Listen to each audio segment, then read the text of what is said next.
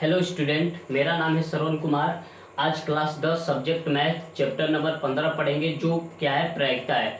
और प्रायिकता का एग्जाम्पल नंबर कौन सा करेंगे? 8वां और 9वां करेंगे। और जो 1 से लेके 7 तक जो एग्जाम्पल है उसको क्या कर दिए हैं, अगले वीडियो में बना दिए हैं, ठीक है, पढ़ा दिए हैं। ठीक, अब इसको देखते हैं कि इस एग्जाम्पल 8वां और 9वां को कैसे सोल्व करेंगे। ठीक है, तो चलिए एक बार इसको पढ़ते हैं और उसके बाद इसको अच्छे तरीका से क्या करते हैं, समझते हैं। ठीक है, तो यहाँ पर दिया है एक बॉक्से में एक बक्सा है, उसमें क्या रखा गया है, 3 नीली रखा गया है, 2 सफेद रखा गया है और क्या है, 4 लाल कंचा रखा गया है। कंचा मतलब क्या होता है, गोली होता है। ठीक है, यदि इस बॉक्से में से एक कंचा यादृच कहने का मतलब कि बिना देखे हुए यादृच निकाला जाता है, तो इसकी क्या प्रायिकता है कि वह कंचा क्या होगा, सफेद होगा, वह कंचा क्या होगा, नीली होगा, वह कंचा क्या होगा, लाल होगा। ठीक है, इसको चलिए सॉल्व करते हैं और अच्छे तरीका से समझेंगे। ठीक है,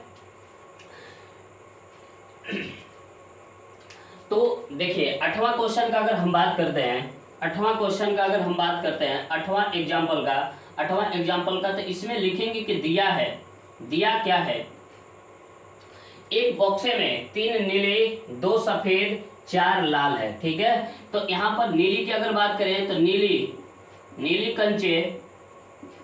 कंचे कितना हो जाएगा, नीली कंचे 3, और उसके बाद सफेद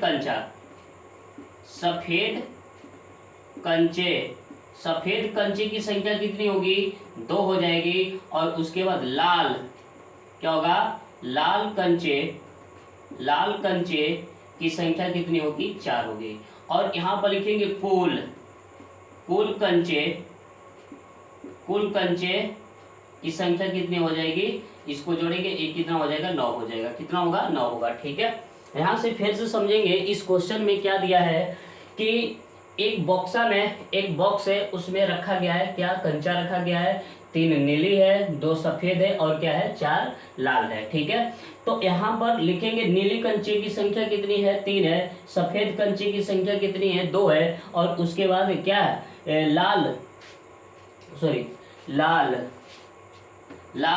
लाल कंचे की कितनी संख्या हो जाएगी, लाल कंचे की संख्या कितनी हो जाएगी, तो 4 होगी। और कुल कंचे की संख्या का अगर बात करें तो क्या होगा, 9 होगा। इस सबको जोड़ देंगे तो ये हमारा क्या हो जाएगा, कुल कंचा हो जाएगा। कुल कंचों की संख्या कितनी होगी, लाल होगी। अब हमको निकालना क्या है, हमको निकालना है कि उसकी क्या प्रायिकता है। हमको निकालना है, पहला क्वेश्चन का अगर बात करें तो उसकी क्या प्रायिकता है, कि जो कंचा क्या है, सफेद है। तो यहाँ पर लिखेंगे सूत्र से, यहाँ पर पहले लिखेंगे क्या चीज, सूत्र से।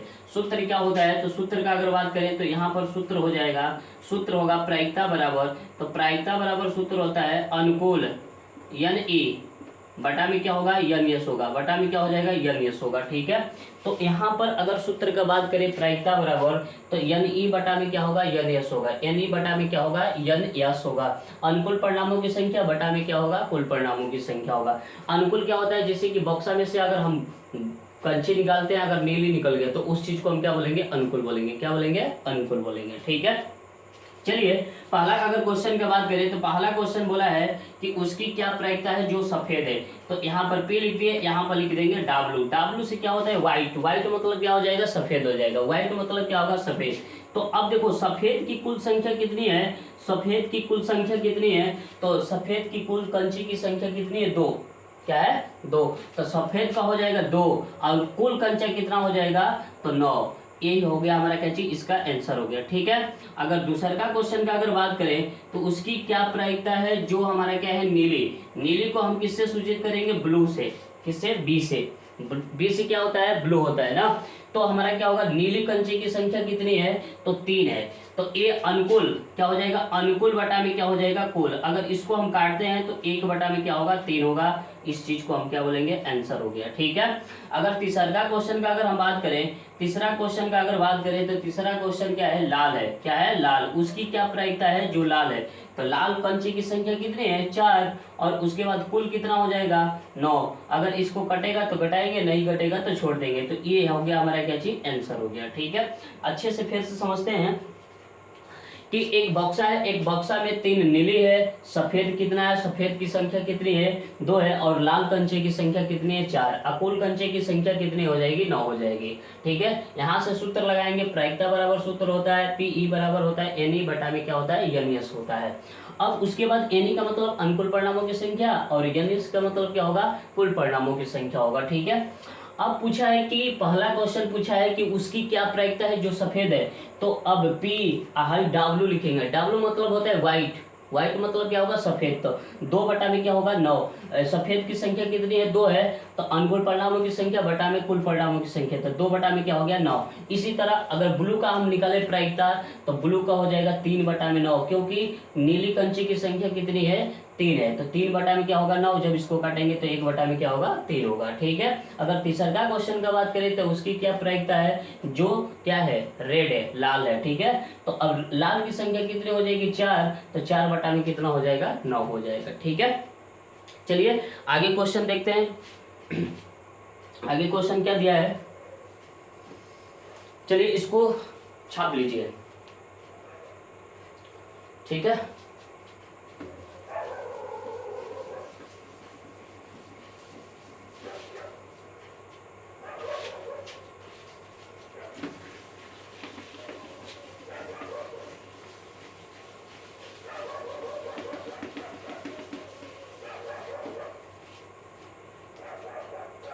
अब देखिए 9वां एग्जाम्पल का अगर हम बात करते हैं, 9वां एग्जाम्पल, तो 9वां एग्जाम्पल समझेंगे अच्छे से और उसको सोल्व करेंगे। ठीक है, हरप्रीत 2 भिन्न भिन्न सिक्कों को उछालती है।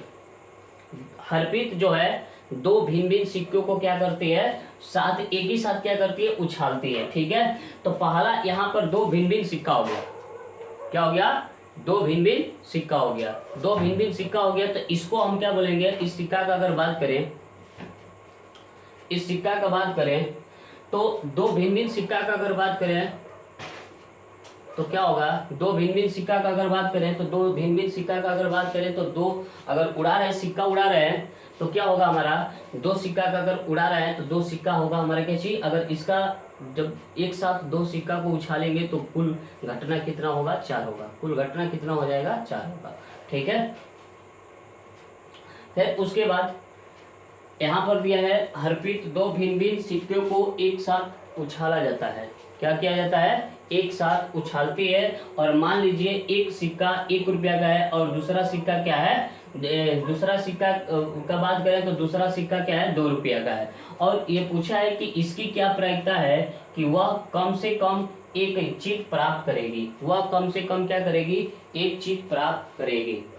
ठीक है, इसको फिर से समझते हैं, क्वेश्चन क्या दिया है, हरप्रीत 2 भिन्न भिन्न सिक्कों को एक साथ उछालती है, जब 2 सिक्का को एक साथ उछालेंगे तो क्या होगा घटना कितना होगा 4 होगा। ठीक है, अब यहाँ पर बोला है कि मान लीजिए एक सिक्का 1 रुपया का है और दूसरा सिक्का क्या है 2 रुपया का है, तो इसकी क्या प्रायिकता है कि वह कम से कम एक जीत आने की प्रायिकता ज्ञात कीजिए, जीत आने की प्रायिकता ज्ञात कीजिए। अब यहाँ पर दिया क्या है, 1 रुपया का सिक्का है और 2 रुपया का सिक्का, 1 रुपया का सिक्का है चाहे 2 रुपया का सिक्का है, घटना क्या होता है सेम होता है। जैसे कि 1 रुपया का सिक्का रहेगा तो उसमें भी घटना सेम 2 रहेगा, अगर 2 रुपया का सिक्का है तो उसमें भी घटना क्या होगा 2 रहेगा। ठीक है, जैसे कहने का मतलब कि हेड और क्या हो जाएगा टेल हो जाएगा। ठीक है, तो यहाँ पर दिया क्या है, यहाँ पर दिया है लिखेंगे, दिया है कुल घटना का अगर बात करें तो कुल घटना कितना हो जाएगा, कुल घटना होगा हेड और उसके बाद हेड टेल, फिर उसके बाद टेल हेड और उसके बाद टेल टेल होगा। ठीक है, ये हो गया हमारा कुल घटना। और पूछा है कैसे, और पूछा है पहला क्वेश्चन में कि वह कम से कम एक चीज प्राप्त करेगा, एक चीज प्राप्त करेगा, तो कम से कम देखेंगे कि इसमें एक चीज कितना है। ठीक है, तो देखो इसमें भी एक है, ठीक है, इसमें भी एक है और इसमें भी एक है, चित आने की मतलब हेड आने की प्रोबेबिलिटी। तो यहाँ पर अगर हम सूत्र का बात करें तो यहाँ पर अनुकूल घटना कितना होगा, अनुकूल घटना कितना हो जाएगा, अनुकूल घटना का अगर बात करें तो अनुकूल घटना कितना हो जाएगा 3 होगा, और कुल घटना कितना हो जाएगा 4 हो जाएगा। कुल घटना का अगर बात करें तो 4 होगा और अनुकूल घटना का अगर बात करें तो क्या होगा 3 होगा। क्यों? क्योंकि पूछा है कि वह कम से कम एक चित्त प्राप्त करे, तो इसमें हम देखेंगे कि एक हेड कम से कम होना चाहिए। तो देखो इसमें भी है और इसमें भी एक हेड है और इसमें भी है। अब देखो इसमें 2 है तो 2 से नहीं मतलब है, एक होना जरूरी है, ठीक है। तो अनुकूल घटना कितना हो गया 3 हो गया और कुल घटना कितना हो गया 4 हो गया। अब यहां से सूत्र लगाएंगे, सूत्र लगाएंगे। प्रायिकता बराबर सूत्र होता है, प्रायिकता बराबर सूत्र होता है, सूत्र से लिखेंगे पीई बराबर क्या होगा एन ई बटा में क्या होगा एन एस होगा, बटा में क्या हो जाएगा एन एस, ठीक है। अब उसके बाद हमको निकालना है कम से कम एक चित्त आने की प्रोबेबिलिटी। तो यहां लिखेंगे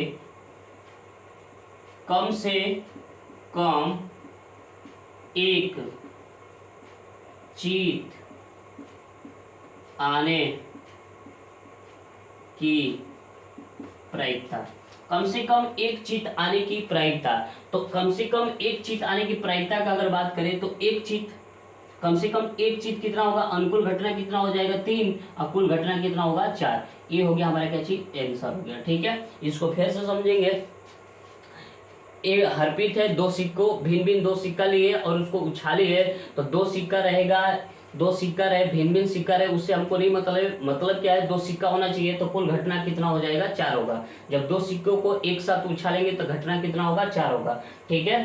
अब पूछा है भिन्न भिन्न सिक्के को एक साथ उछालते हैं। मान लीजिए एक सिक्का 1 रुपया का है और दूसरा सिक्का क्या है 2 रुपया का है। तो 1 रुपया का सिक्का रहे चाहे 2 रुपया का सिक्का रहे, घटना क्या होता है सेम होता है, 2 होता है, ठीक है। तो यहाँ पर अगर इसका बात करें, अब इसकी क्या प्रायिकता है कि वह कम से कम क्या होना चाहिए चित्त होना चाहिए।